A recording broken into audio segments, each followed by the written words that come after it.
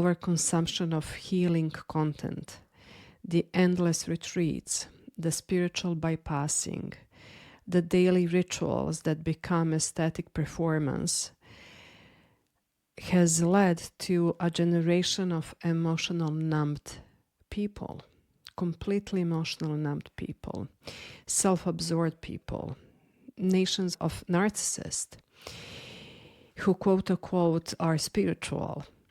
So yes, you can meditate for hours and you can ignore genocide. You can ignore what's happening in your country.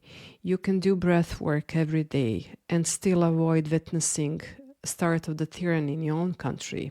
You can journal about boundaries and still not intervene when a child or a woman is being abused across the street or taken away from undocumented parents. So when self-focus becomes self-isolation and self-ignorance, and when emotional numbing is masked as a spiritual practice, as self-development, we are not healing.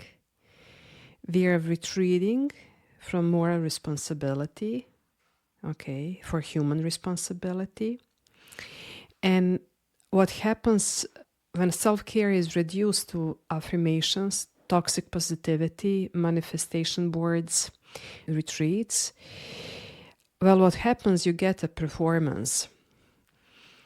You get a curated version of healing, and what you don't get is a nervous system regulation. You don't get trauma healing.